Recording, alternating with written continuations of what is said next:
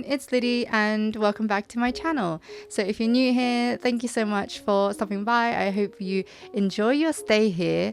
But this channel primarily focuses on manga, anime, kind of manga merch, anime merch, a lot of figures and things like that, which I have a big haul that I did last week, so definitely check that one out. But if that's your kind of vibe, definitely subscribe and yeah, leave a comment down below and say hi if you're new here. But anyways, today I'm going to be doing a video that I really love filming at the end of the year, which is sharing with you my top 10 favorite manga series that I read in the previous year. So these will be the ones that I really loved and enjoyed personally in 2024. I read about 400 volumes of manga last year, which was really good compared to 2023, so really happy about that. And I read some bangers this year, well, last year. Like, honestly, I had a great reading year last year. I just found so many like amazing series that I kind of held off picking up, but then also held off reading, and it was an amazing year. So I have some amazing series that I want to share with you today that I think you should definitely read if you haven't already. But if you've been on my channel for a while, you may already know or kind of guess some of the series that might come up in this list.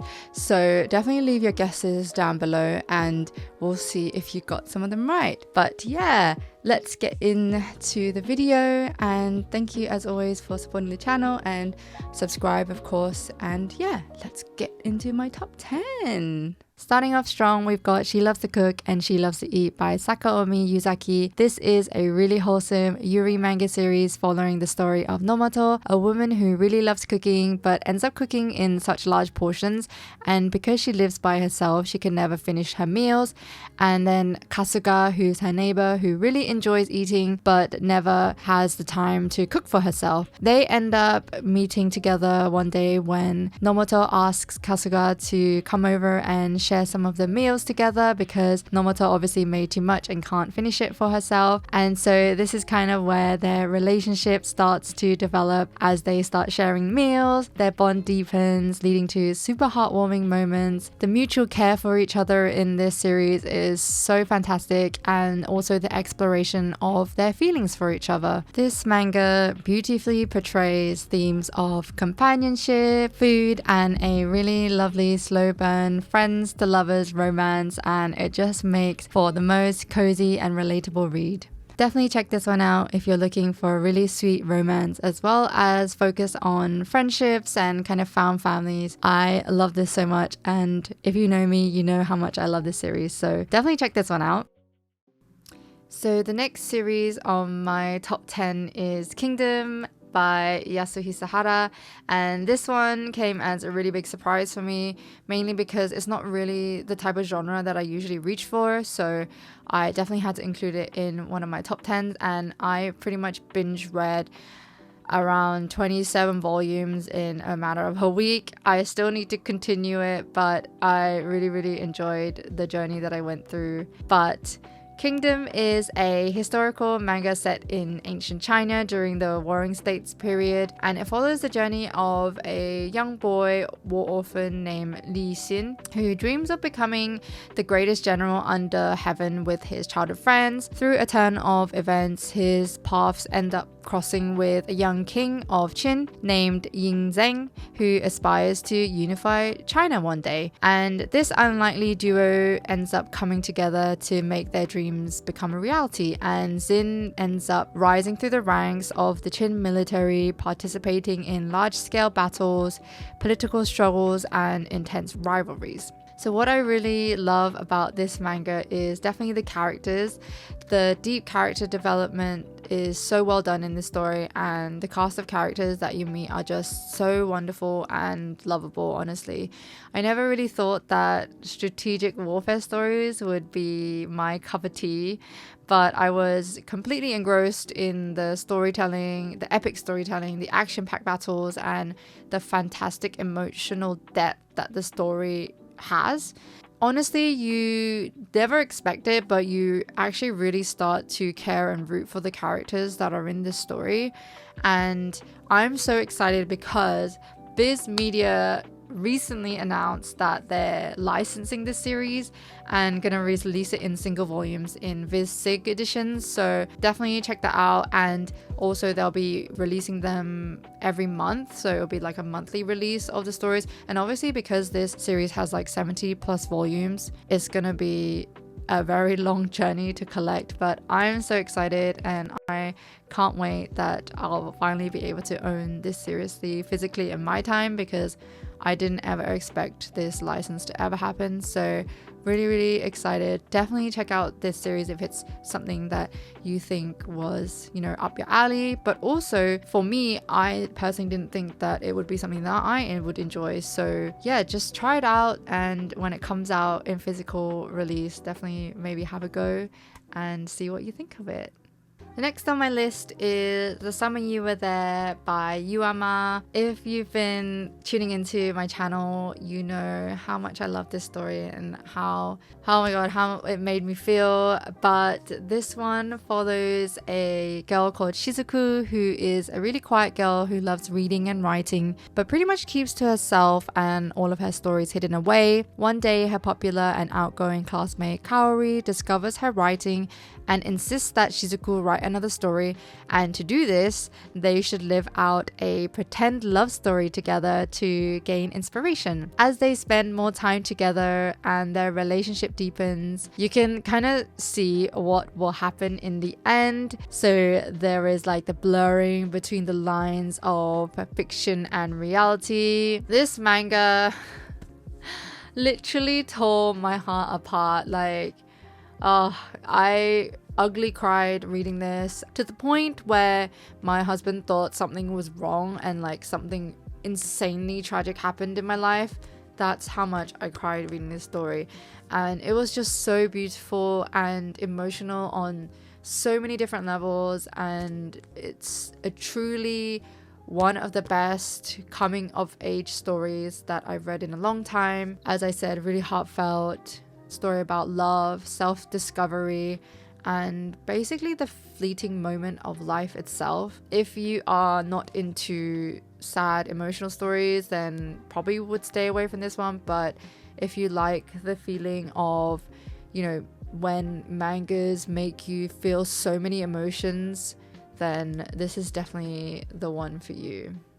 The next series I want to talk to you about is Yakuza's Guide to Babysitting.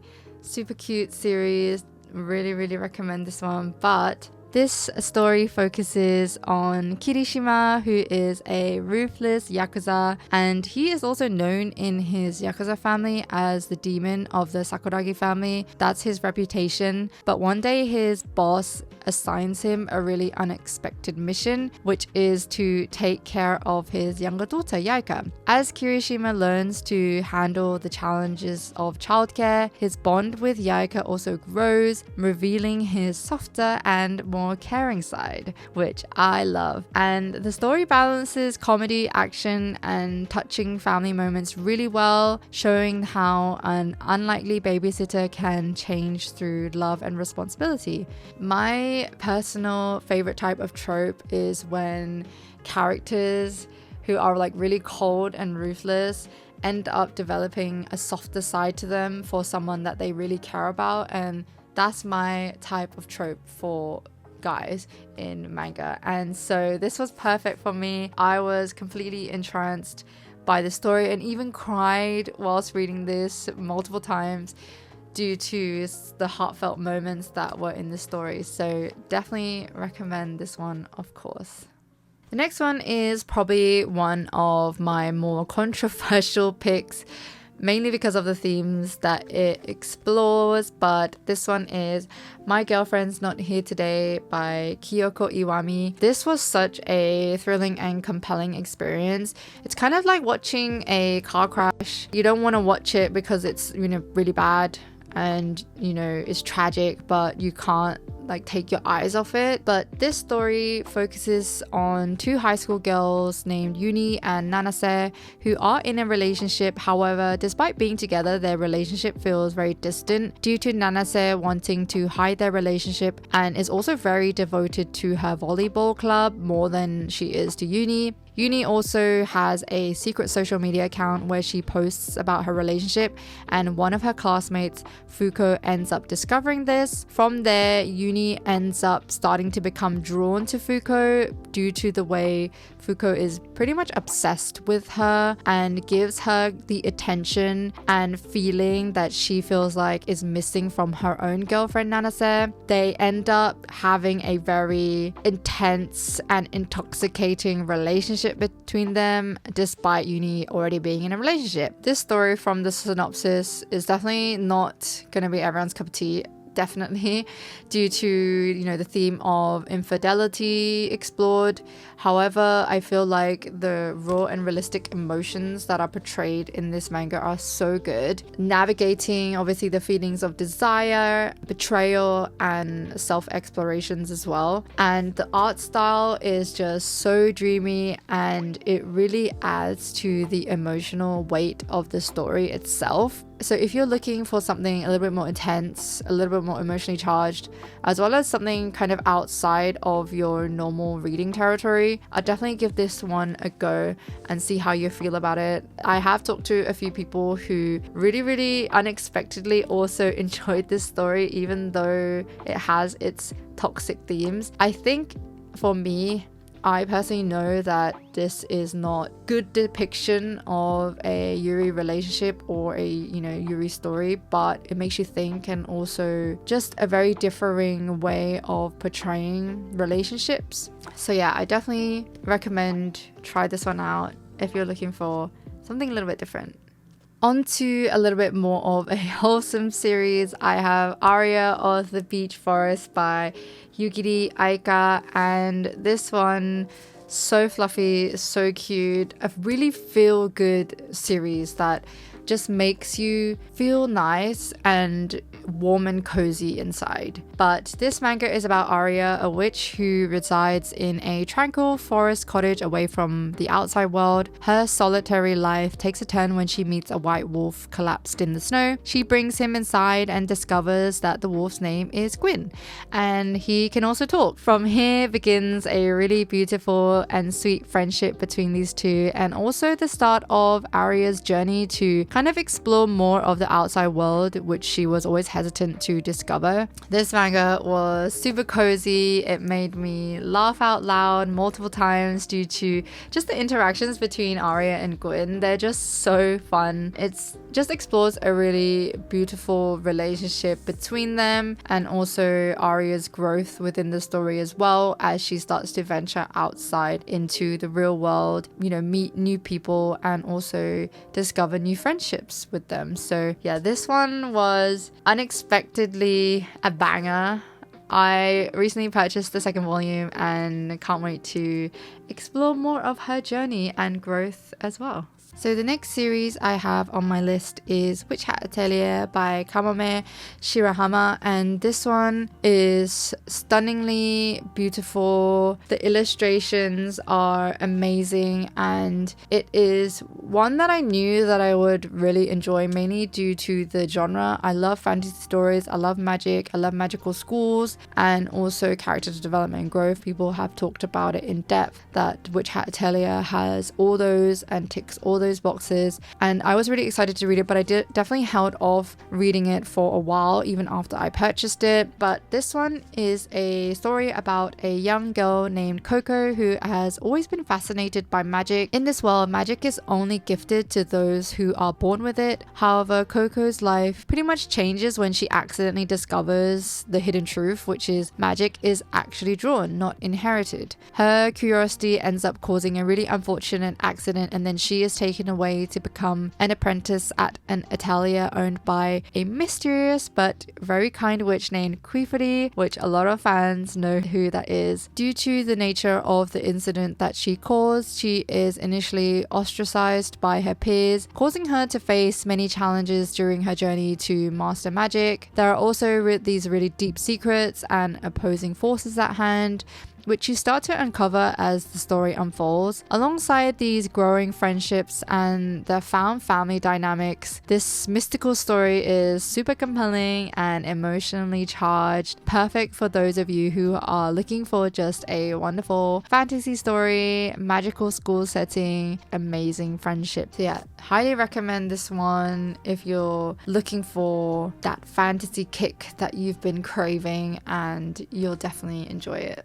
The next one is A Sinner of the Deep Sea by Akihito Tomi. This one was initially one that I didn't think I would pick up, but I did want a mermaid story, and the front cover made it look like it was going to be a Yuri series, but it's not. But this story is set in a hidden underwater nation where mermaids live hiding away from human existence. The main character's name is Jo, and she pretty much lives a tranquil lifestyle in this society, enjoying her days. However, this peaceful life is one day disrupted when her best friend Ryu is imprisoned for violating their most sacred law, which is not interacting with humans and exposing their existence. So, determined to save her best friend, Jo decides to venture into the human world and confront the challenges that could also potentially endanger her life. I think what initially stood out to me about this manga was the gorgeous artwork at the start of the story.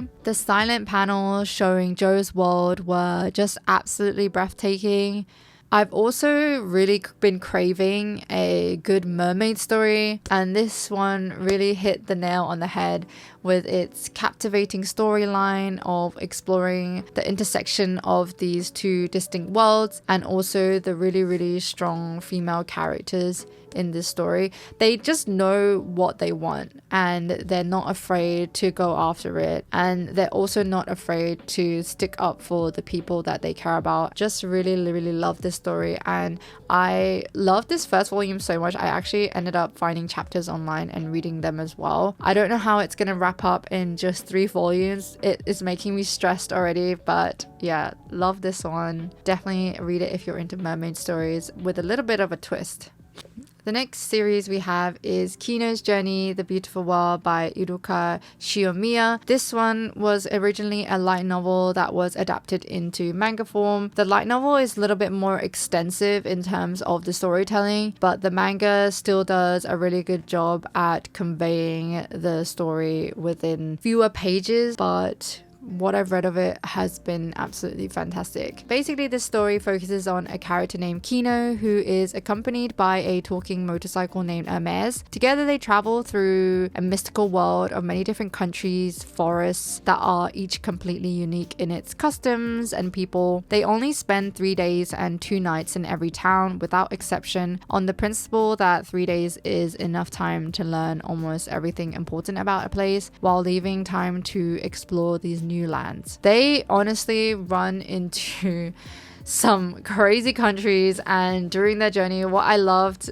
most about this series was the commentary about humanity and life. I felt like it was super thought-provoking, and some of the things that happen in the story can be really shocking and eerie. It definitely put me on edge whilst I was reading, and I read some of these volumes at nighttime, and it definitely put like a very weird feeling in me when I was reading it sometimes, and I was really afraid of where the story was gonna go. But when I was reading things within these countries, I always had a feeling that there was some kind of sinister thing happening behind the scenes, and that's what I really enjoyed about that. I never knew what was going to be happening or what was the main driver behind these stories. So definitely, if you're into traveling stories, discovering new places, a little bit more of a eerie vibe, definitely check this one out. And the last one on my list I had to include, of course, the guy she was interested in wasn't a guy at all. This one is dubbed the Green Yuri manga, mainly because it's green. It's It's bright green, as you can see, and this one kind of took the internet by storm because it started off as a webcomic and then people started picking it up and really enjoying it, and then now it's got a gorgeous release by Empress, and also it has an anime adaptation coming out, which is amazing for the Yuri fans. I feel like Yuri fans are starting to win finally, so really happy about that. But this one follows the story of Aya, a high school girl who has a really big passion for music and ends up developing a crush on a really cool looking guy she frequently sees at the record store she visits. However, she soon discovers that he is actually Mitsuki, a girl from her own class who actually sits right next to her and also rocks this androgynous appearance only outside of school. Through this discovery, Aya and Mitsuki kind of begin to bond over their shared love of music, and their relationship starts to evolve into something deeper. Therein starts this super cute, heartwarming, slow burn romance, and it also explores themes of self-expression, self-discovery, the breaking of gender norms as well, which I really liked, and also the power of music that can connect people together. I love this one. It was stunning. It's beautifully illustrated, as I said, and if you're looking for a really cool Yuri series, I'm sure you've heard of this one if you're into Yuri manga, but if you're not, this is definitely a really great intro into the Yuri genre if you've kind of never dipped your toes into it, because it's just very sweet, lovely. It makes your heart warm and you will definitely love it, I'm sure. So this was everything in my top 10 manga of 2024.